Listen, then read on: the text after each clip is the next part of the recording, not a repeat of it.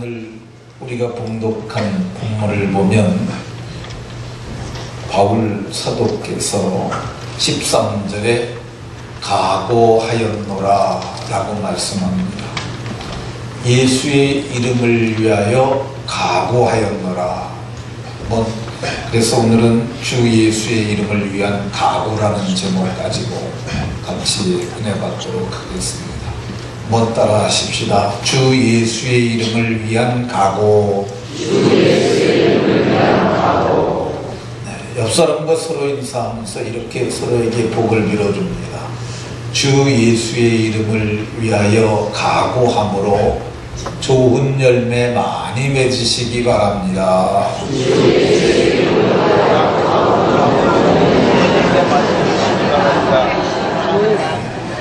주 예수의 이름을 위한 위대한 각오들을 많이 하셔서 좋은 열매가 여러분 개인과 가정과 인생에 있으시기를 예수님 이름으로 축원합니다.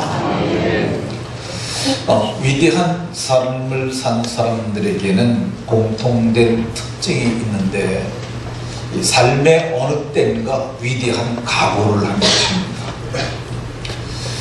본인이 각오를 하기도 하고 주변에 있는 사람들이 정말 일사각오로 헌신해서 위대한 사람들이 되어집니다. 필리핀의 위인이라고 불리우는 막사이사이라고 하는 사람이 있습니다. 필리핀의 50년대 통치했던 대통령 중에 한 사람입니다.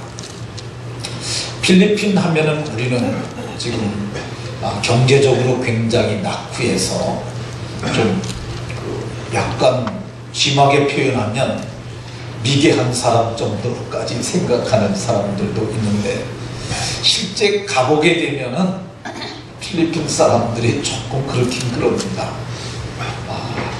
선교사님들이 보통 가게 되면 가족 무주를 한 명씩 혹은 두 명씩 둬요.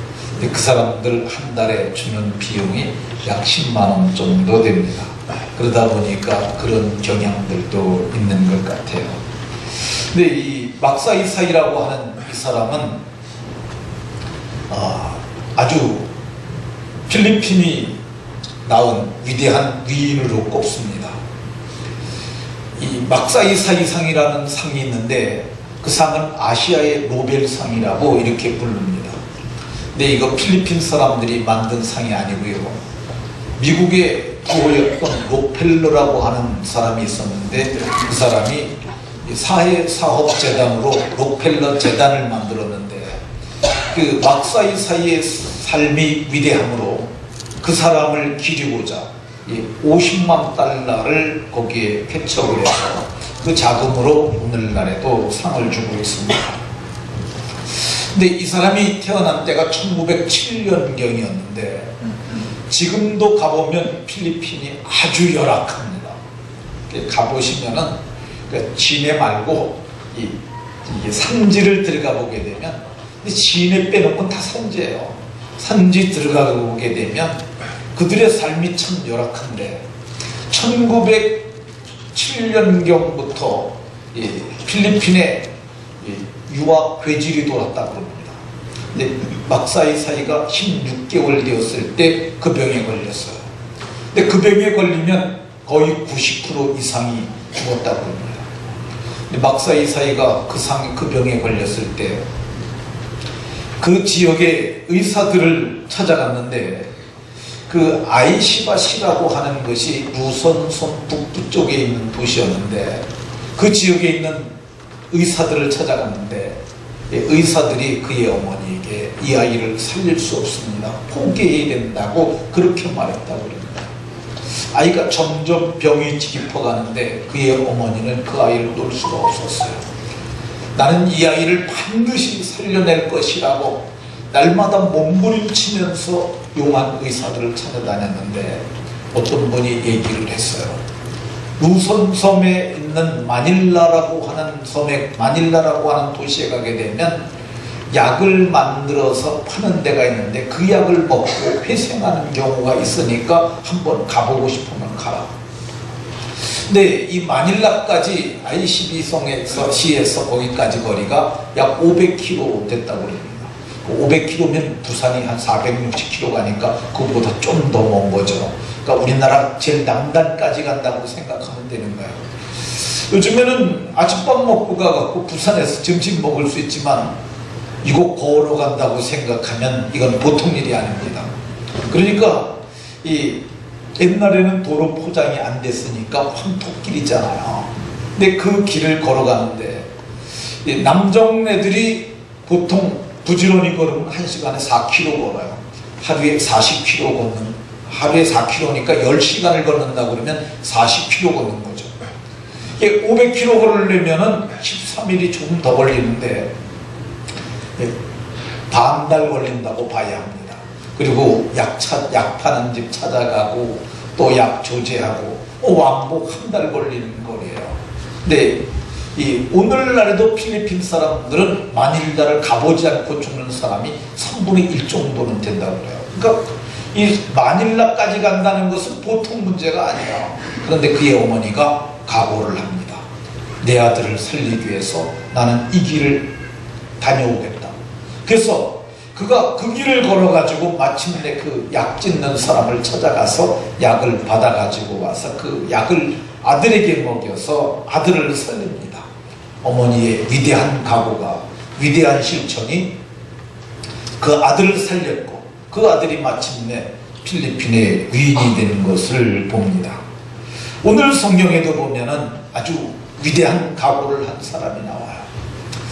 사람들이 앞에 무슨 일을 두고 되게 각오합니다. 어제 우리 임직식 했잖아요. 아마 임직받는 장로님, 안수 집사님, 권사님, 명예권사님들까지도 내가 이제 행전교회 장로로, 안수 집사로, 권사로, 명예권사로 내가 임직을 받았으니 내가 이제 하나님을 위해서, 교회를 위해서, 성도를 위해서 믿음으로 내가 살겠다. 그런 다짐들 다 하지 않습니까? 근데 오늘 성경에도 보면 바울 사도가 위대한 각오를 합니다. 어떤 각오를 합니까? 나는 주 예수의 이름을 위하여 결박당할 각오를 했다고 말씀합니다. 이 바울 사도가 예루살렘을 올라갈 것을 결심을 합니다. 그리고 빌립 집사의 집에 가서 머물게 됐어요. 이 빌립 집사는 이 초대교회가 세운 첫 번째 7 집사 중에 한 사람입니다. 근데 여러 날 거기 써 있는데 아가보라고 하는 사람이 예루살렘으로부터 내려왔어요. 그가 유대로부터 내려와 가지고 바울 사도의 허리띠를 찾아가지고 그 손을 가지고 그걸 가지고 자기를 묶었어요. 그리고 사람들이 있는 여러 사람이 이 바울 사도가 말하는 그 현장에서 갑자기 태어나더니 이 띠의 임자가 예루살렘에 올라가게 되면 이렇게 될 것이라고, 내가 이 띠의 임자의 것으로 묶었는데 이 띠의 임자가 나처럼 묶이게 되고 이방인들에게 넘겨주게 되리라고 이렇게 말을 합니다. 근데 바울 사도가 몰랐겠어요. 신령한 기도의 사람 바울 사도가 그거 알고 있었어요. 그래서 20장에 보게 되면 각성에서도 당신 말고도 여러 사람이 그런 말을 했는데 내게 결박 환난이 나를 기다린다고 하지만은 내가 주 예수님께 받은 사명, 하나님의 은혜의 복음을 증거하는 일을 마치려 하면은 나는 목숨까지도 조금도 귀하게 여기지 아니한다고 그렇게 말하고 그 길을 가는 것을 볼 수가 있었습니다. 바울 사도가 어떤 각오합니까? 나는 주 예수님을 이름을 위하여 결박당할 것뿐만 아니라 예루살렘에서 죽을 것도 각오했다고 말씀합니다. 바울 사도가 죽을 이유가 있습니까? 바울 사도는 사실 죽을 이유 없는 사람입니다. 그는 길리기아 다소성에서 났고 그는 태어난 지 8일 만에 할례받는 바리새인의 아들로 자라났고 그는 전설에 의하게 되면은 그는 길리기아 다소성의 부시장의 아들로 태어났다고 얘기를 해요. 그래서 그는 태어날 때부터 로마의 시민권, 오늘날로 얘기하면 미국 시민권을 갖고 있었던 사람입니다. 다른 사람들은 돈을 들여 사거나 다양한 방법으로 그걸 얻기 위해 노력했는데 그는 태어날 때부터 그걸 가졌어요. 그는 가말리엘 문화에서 수학을 했던 석학 중에 석학입니다. 전설에 의하면 그 가말리엘이 자기의 학교를 바울에게 물려주려고 했었다는 그런 얘기가 있어요. 그러니까 그는 정말 세상의 모든 학문, 유대 세계에는 히브라이즘이라고 하는 그 히브리즘이 있었고요. 그리고 헬라 시대였기 때문에 그때는 헬레니즘이라는 큰 사상이 있었어요. 근데 그 헬레니즘과 히브라이즘을 다 이해한 당대의 최고 석학이었던 그 바울이 죽을 이유가 없습니다. 근데 성경을 보게 되면 내가 이제 예루살렘으로 올라가는데 나는 죽을 각오까지 했다고 얘기를 합니다. 이 바울 사도가 목숨을 내놓는 이유가 뭡니까? 사도는 갈라디아 2장 20절에서 말하기를 내가 그리스도와 함께 십자가에 못 박혔나니 이제는 내가 사는 것이 아니라 오직 내 안에서 그리스도께서 내 육체 안에 사는 거라고 말씀합니다. 내가 육체 가운데 사는 것은 그래서 나를 사랑하사 나를 위하여 자기 몸을 버리신 하나님의 아들을 믿는 믿음 안에서 사는 것이라고 이렇게 말합니다.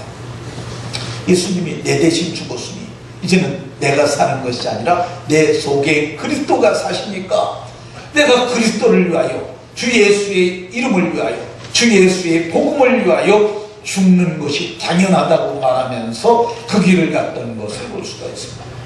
그러니까 그가 위대한 사역을 했어요. 바울 사도가 가는 곳마다 사람이 구원을 받고 바울 사도가 가는 곳마다 표적과 기사가 일어났고 바울 사도가 머무는 곳마다 교회가 세워지고 이게 바울 사도가 지나갔던 그 모든 곳들마다 이방 문화가 다 기독교 문화로 바뀌어지는 놀라운 역사가 일어났던 것을 우리가 역사를 통해서 봅니다. 성경을 통해서 보면 이 목숨을 걸고 힘을 다해 수고한 사람들은 다 큰 일들을 합니다. 우리를 구원하신 예수님께서도 성경을 보면 예루살렘을 올라가실 때 결심하셨다고 말씀합니다. 이 결심이 자기가 이루고자 하는 뜻을 이루고자 마음을 아주 굳게 한 거야. 예수님께서는 하나님의 스케줄에 의해서 그분이 길을 가시고 계셨는데 그래서 때가 참에 여자의 몸에 나셨던 그분께서 이제 하늘로 올라가실 때가 가까이 오니까 예루살렘으로 들어가십니다. 그리고 나귀를 타고 입성하는 그분이 하나님의 그리스도라는 것이 증명이 되기 때문에 아무도 타보지 아니한 나귀의 작은 것 새끼를 타고 예루살렘에 들어가십니다. 그리고 예수님께서 그 언약의 그대로 하나님의 어린 양으로 오신 그분께서 6월절 양으로 오신 그분께서 6월절 양 잡는 그 시간에 십자가에서 자기 몸을 화목제물로 내어놓으십니다. 이방인들은 예수님을 채찍질하고 예수님을 못 박았지만 그것이 우연이 아니라 하나님의 구속 경륜에 의해서 우리를 구원하시기 위해서 하나님이 자기 아들의 목숨을 대선물로 내어주시기 위한 하나님의 위대한 경륜 가운데서 예수님께서 십자가에 못 박히셨던 것을 볼 수 있습니다. 예수님께서 결심하신 그대로 십자가에서 내려오실 권도 있었지만은 끝까지 십자가의 고통을 참으시고 마침내 난 12시가 되니까 어둠이 임하고 3시가 되었을 때 예수님께서 엘리 엘리 라마 사박다시 하시니 나의 하나님 어찌하여 나를 버리셨나이까. 그분이 그렇게 부르짖고 내 영혼을 아버지 손에 부탁한다고 말씀하시고 하나님의 뜻을 다 이루셨는 줄로 믿으시기 바랍니다. 예수님의 위대한 결단이 우리에게 생명을 주셨습니다. 위대한 결단이 위대한 승리를 가져왔는 줄로 믿으시기 바랍니다. 성경은 한 사람 아담의 범죄로 말미암아 한 사람으로 말미암아 죄가 세상에 들어오고 죄로 말미암아 사망이 와서 지금까지도 사람들 가운데 사망이 왕노릇했는데 한 분 예수께서 그분께서 사망의 권세를 이기시고 십자가에 승리하심으로 예수 그리스도로 말미암아 많은 선물이 은혜의 선물이 구원의 선물이 나와 여러분들에게 넘치게 되는 줄로 믿으시기 바랍니다. 우리 교회사를 보면은 이 예수님처럼 예수님을 본받아서 위대한 각오를 했던 믿음의 사람들이 많이 있습니다. 그 중에 평신도도 있고 그 중에는 목회자도 있는데 오늘 제가 목회자 중에서 일사각오로 본을 보이셨던 주기철 목사님의 설교를 조금 말하려 합니다. 주기철 목사님이 이제 마지막으로 5번째 감옥에 들어가시기 전에 성도들을 모아놓고 전하셨던 말씀인데요. 육성으로 들으면 좋겠지만 육성은 없고 제가 조금만 그분이 했던 기록된 그대로 읽어드리겠습니다. 주님을 위하여 이제 당하는 이 수욕을 내가 피하였다가 이 다음에 주님이 너는 내 이름과 평안과 즐거움을 다 받아 누리고 내가 준 그 고난의 잔을 어찌 했느냐라고 물으시면 나는 무슨 말로 대답하겠습니까? 주님을 위하여 져야 할 십자가 내가 이제 피하였다가 이 다음에 주님이 너는 내가 준 유일한 그 고난의 십자가 어디에 두고 왔느냐 물으시면 훗날 주님 앞에서 내가 무슨 말로 변명하겠습니까? 주님은 골고다 십자가 길을 가시면서 이렇게 말씀하셨습니다. 너는 내게 오는 자가 자기 부모와 처자와 형제와 자매와 더욱이 자기 목숨까지 미워하지 아니하면 능히 내 제자가 되지 못하고 누구든지 자기 십자가를 지고 나를 따르지 않는 자도 능히 내 제자가 되지 못하리라고 말씀하셨습니다. 나의 사랑하는 교우 여러분, 그리스도의 사람은 살아도 그리스도인답게 살고 죽어도 그리스도인답게 죽어야 합니다. 죽음이 무서워 예수를 저버리지 마시오. 불의 꽃과 같이 시들어 떨어지면 끝나버릴 이 목숨 어찌 아끼다가 지옥에 떨어지면 그 안이 두렵겠습니까? 한 번 죽어 영원히 천국 복나 그 안이 즐겁습니까? 이 주목사가 죽는다고 슬퍼하지 마시오. 나는 주님밖에 다른 신 앞에 무릎을 꿇고는 살 수 없습니다. 더럽게 사는 것보다 차라리 죽고 또 죽어 주님의 향한 정절을 지켜야 합니다. 주님을 따라 나의 주님을 따라서 주님을 따라서 죽는 나의 죽음은 나의 기원이며 나에게는 일사각오만 있을 뿐입니다. 주기철 목사님의 설교요 마지막 절규의 한 부분입니다. 주기철 목사님께서 산정현 교회를 부임하셨을 때 심사참배를 일본이 강요했을 때였는데 주기철 목사님은 부임하자마자 심사참배는 우상숭배니 절대 해서는 안 될 것이라고 이렇게 말했습니다.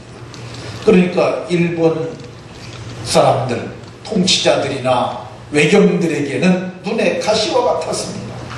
그래서 1차 그를 감옥에 한번 수감했다 풀어주고 나서는 절친한 친구 목사를 통해서 목사 그만하고 어디 가서든지 원하는 데 가서 말만 하지 않고 있으면 평생 편하게 먹고 살게 해주겠다고 그렇게 얘기를 했지만 주기철 목사는 내가 구차한 방법으로 내 목숨을 연장하고 싶은 마음이 없습니다. 그리고 또 석방돼서는 우상숭배이므로 심사참배는 절대 해서는 안 되는 것이라고 말했습니다. 평양경찰서는 그래서 당시에 평양노회장이었던 최지화 목사를 통해서 그를 또 말을 했는데 그도 듣지 않았습니다. 마지막으로 5번째 그가 감옥에 들어가는데 그때 제목이 황실불경죄입니다.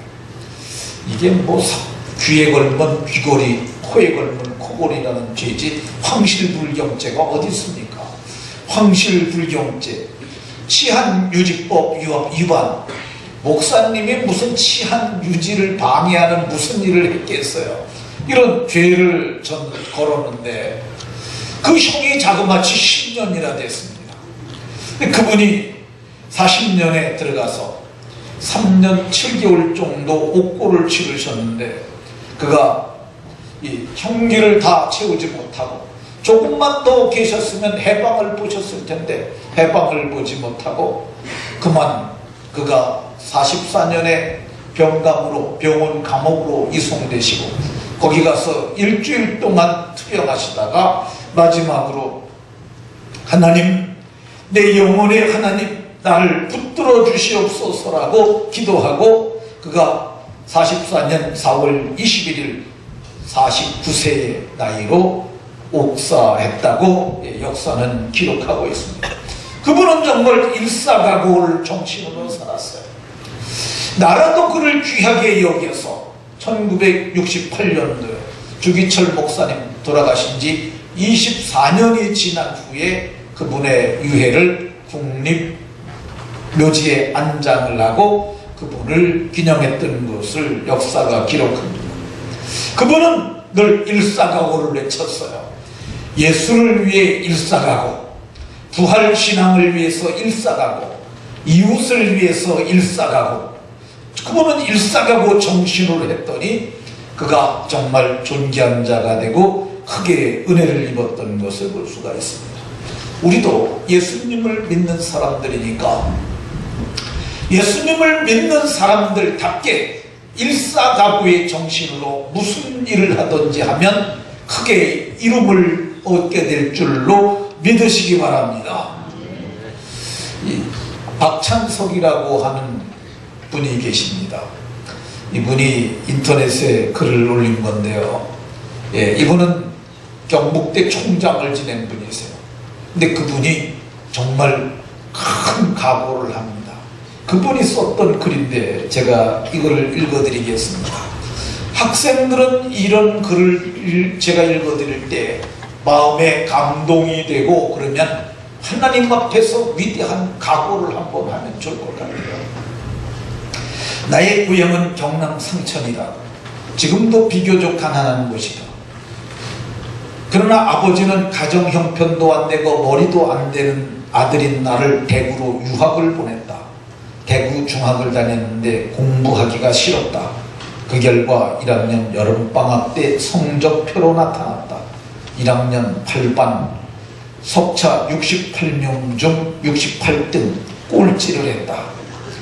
부끄러운 성적표를 가지고 고향을 가는 어린 마음에도 아버지를 생각하면 그 성적표를 내밀 자신이 없었다. 당신은 교육받지 못한 한을 자식을 통해 풀고자 했는데 꼴찌라니. 끼니도 제대로 잊지 못하는 소장농을 하시면서도 아들을 중학교에 보낼 생각을 한 아버지를 생각하면 그냥 있을 수 없었다. 잉크로 기록된 성적표를 고쳤다. 68명 중 1등이라고 고쳐서 아버지께 보여드렸다. 어머니는 보통학교도 다니지 않았으므로 내가 1등으로 고치는 것을 알아차리지 못했다. 참으로 다행한 일이었다. 대구로 유학한 아들이 방학을 맞아 집으로 왔으니 친지들이 찬석이는 공부를 잘했더냐고 물었다. 아버지는 앞으로 봐야지 이번에는 1등 했는가배 그렇게 말했다. 이웃과 친척들은 명순 아버지는 자식 하나는 잘 뒀어. 1등 했으면 책거리 해야지 그렇게들 말했다. 아버지는 처가서리를 냈고 우리 집은 동네에서 가장 가난한 살림살이를 하고 있었다. 이튿날 강가에서 몇 감고 돌아오는데 아버지는 한 마리뿐인 돼지를 잡아 동네 사람을 모아놓고 잔치를 하고 있었다. 그 돼지는 우리 집 재산 목록 1호였다. 기가 막힌 일이 벌어진 거다. 아버지하고 불렀지만 다음 말을 할 수 없었다. 그리고 강가로 달려가서 물속에 뛰어들었다. 강으로 가서 죽고 싶은 마음에 물속에서 숨을 안 쉬고 버티기도 했고 주먹으로 내 머리를 치기도 했다. 충격적 사건 이후 나는 달라졌다. 항상 그 일을 머리에 떠올리며 각오를 했기 때문이다. 그로부터 17년 후 나는 대학 교수가 되었다. 그리고 나의 아들인 중학교에 입학했을 때, 그러니까 내 나이 40살이 5살이 되던 날 부모님 앞에 33년 전의 일을 뒤늦게 사과하기 위해 어머니 저 중학교 1학년 때 1등한 것은요 라고 시작하려는데 옆에 있던 아버지가 알고 있었다. 그만해라, 손자가 듣는다 하셨다. 자식의 위장한 성적표를 알고도 돼지를 잡아 잔치를 하신 부모님 마음을 박사이고 교수이고 대학 총장인 나는 아직도 감히 물을 수가 없다. 이번에 위대한 결단이, 그의 각오가 그의 인생을 바꿨고 가문을 바꿨던 것을 볼 수 있습니다. 우리가 세상을 살아가는 동안 우리가 위대한 각오를 해야 할 때는 반드시 해야 하는 줄로 믿으시기 바랍니다. 이 세상에서 가장 실패를 많이 했던 사람이 하나 있습니다. 이 사람은 초등학교 2학년 다닌 것이 공식적인 학력입니다. 그가 15세에 집을 잃고 거리로 쫓겨나갑니다. 23살에 처음 시작했던 사업에 실패합니다. 주의 선거에서 낙선하고 사업이 파산했는데 이 사업의 빚을 갚기 위해서 17년 동안 고생을 합니다. 약한 자가 갑자기 죽습니다. 신경쇠약으로 병원에 입원합니다. 주의 선거에서 또 패배합니다. 정 부통령 선거위원 출마해서 패배합니다. 하의원 의원에서 낙선하고요. 하의원 의원 공천에서 나중에 떨어집니다. 그리고 하의원은 재선거에서도 낙선합니다. 그리고 상원의원 선거에서 낙선하고 부통령 후보 지명전에서 100표 차로 낙선합니다. 그리고 상원의원 출마 낙선을 합니다. 이 지금 말씀드린 이 이력이 미국이 위인으로 칭송하는 에이브럼 링컨의 양력입니다. 이 사람 참 많은 실패했어요. 근데 그분이 그래요. 그분의 책에 보면 내가 실패할 때마다 내 귀에 속삭이는 음성이 있었다는 거야. 너는 끝났다. 마귀가 그랬다는 거야. 한 번 사건에 깨질 때마다 마귀가 말하기를 너는 끝났다. 근데 끝났다고 말할 때 그는 답변할 것이 있었다는 겁니다. 그의 어머니가 그에게 성경책을 물려줬고 그의 어머니가 하나님을 사랑하는 자, 그 뜻대로 부르심을 입은 자들에게는 모든 것이 합력하여 선을 이룬다는 그 말씀이 그가 늘 암기하고 있었는데, 너는 끝났다고 말할 때 아니야, 합력해서 선이 될 거야, 아니야, 합력해서 선이 될 거야, 그가 이렇게 외치고는 그가 식당에 가서 맛있는 걸 많이 먹었다고 합니다. 여러분, 실패할 때, 외롭고 힘들 때 마귀가 와서 너는 끝났다고 그럴 때 아니야, 합력해서 선을 이룰 것이야, 그리고 맛있는 거 가서 잡수십시오. 그러면 이게 기분이 전환이 되는 모양입니다. 그리고 그분이 또 뭐 했냐면 이발소에 가서 머리를 깎았대요. 머리를 깎게 되면 이게 전환이 되는 것 같습니다. 그러니까 힘들 때 뭐냐, 이거 한번 해보세요. 밥을 먹는다. 두 번째, 머리를 깎는다. 그분이 이렇게 하고 모든 환난을 이겨냈더니 정말 합력해서 선을 이루시는 그 하나님께서 미국의 16대 대통령으로 52세에 당선시키시고, 그리고 그가 남북전쟁을 훌륭하게 이끌어서 위대한 미국을 만들어냈던 것을 볼 수가 있습니다. 그러니까 우리가 끝났다고 생각할 때도 그때 반드시 다시 일어나서 합력하여 선을 이루실 거야. 각오를 사고 새롭게 일어나면 앞날에 좋은 일이 있을 줄로 믿으시기 바랍니다. 전도하는 사람들도 전도하다가 낙심되고 실패를 해도 각오를 새롭게 해야 합니다. 바울 사도는 위대한 전도자잖아요. 근데 그는 오늘 거기 가서 매를 맞아도 나는 예루살렘으로 올라가겠다고 각오를 했던 걸 볼 수 있습니다. 제가 이제 개척을 하고 사단지 앞에서 목회할 때 이승희라고 하는 여전도사님이 저희 교회에 등록을 하셨습니다. 근데 제가 보니까 그분이 참 인품도 훌륭하시고 연세는 좀 있으셨는데 그래도 교육자가 필요하니까 가까운 데 계시니까 우리와 함께 동역해서 교회를 세웁시다. 그래서 그분을 진방전도사님으로 모셨어요. 근데 우리가 이제 전도 축제를 하게 됐는데 간증할 분을 좀 초청을 해서 우리가 전도하는 사람들이 힘을 얻게 하자. 그래서 누구 초청할 만한 사람이 있는가 물었더니 그분이 그래요. 목사님, 제가 경남 양산에 있을 때 거기에 그 삼양교회라는 교회가 있었는데 그 교회 개척할 때부터 제가 다녔는데 거기에서 제가 여전도 회장했을 때 그 여집사가 하나 있었는데 그 여집사가 그렇게 나와서 전도를 했다고. 근데 그 여집사가 나중에 듣기로는 전도 왕도 되고 그랬다고 그러는데 그 여집사는 내가 말을 하면은 다 올 수 있는 사람이니까 그 사람 한번 불러보면 어떻겠느냐. 그랬더니 그분이 그래서 그럼 연락을 해보라. 몇십 년 만에 그분도 연락을 한 거야. 그랬더니 권사님이 되었었어요. 그리고 이름도 구하라라고, 구권사님이 구집사였는데 구하라라고 이름을 바꿔서 구하라 권사가 되게 계셨어요. 근데 그분이 오라고 그랬더니 오겠느냐 그랬더니 오겠다고 그랬어요. 그분이 비행기 타고 오셨어요.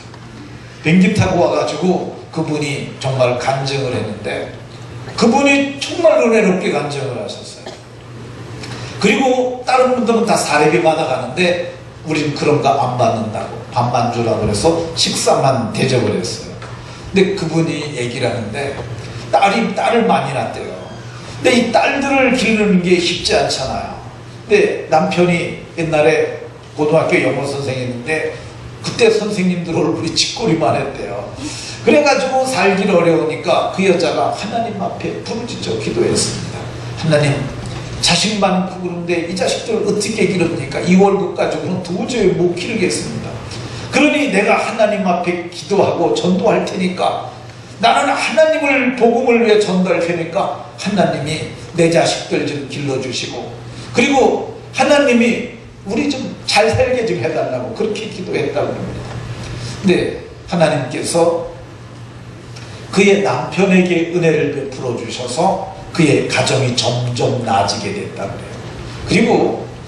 그리고 그분이 낳은 딸 중에 딸 하나가 의대를 갔는데 가정의학과를 나오고 가정의학병원을 차렸대요. 근데 그분이 그래요. 나는 지금 전도만 하는데 나는 교회에서도 전도비 받지 아니하고 우리 딸이 나한테 매달 300만 원씩 전도비를 준다고. 그 300만 원씩 전도비를 주는데 더 필요하면 더 달라고 그러는데 나 그거 가지면 충분해가지고 그거 가지고 1년에 내가 100명 정도씩 내가 전도한다고 그런 얘기를 해요. 그게 좀 놀랍지 않습니까? 나중에 물어봤어요. 그럼 딸은 한 달에 얼마 보내니까 순수익이 한 3천만 원 된다고 합니다. 그러니까 300만 원씩 주는데 그거 가지고 자기가 그렇게 전도한다고 얘기를 해요. 근데 아무리 돈을 가지고 전도해도 전도할 때마다 침뱉음을 당하기도 하고 뺨도 맞기도 하고 소금 뿌림을 당하기도 하고 다 겪어요. 그럼에도 불구하고 낙심하지 아니하고 의를 위하여 박해를 받는 자는 복이 있나니 그 말씀 붙잡고 열심히 전도해라. 말씀을 마치도록 하겠습니다. 우리 인생은 우리 마음먹기에 따라서 많이 달라집니다. 우리가 각오를 새롭게 하고 뜻을 정하게 되면 우리의 미래가 우리로 말미암아 달라질 수 있습니다. 그리고 우리에게는 우리를 돕는 하나님이 계십니다. 모두가 하나님의 은혜로 정말 복을 많이 받는 복의 사람들이 다 되시기를 예수님 이름으로 축원합니다. 기도합니다.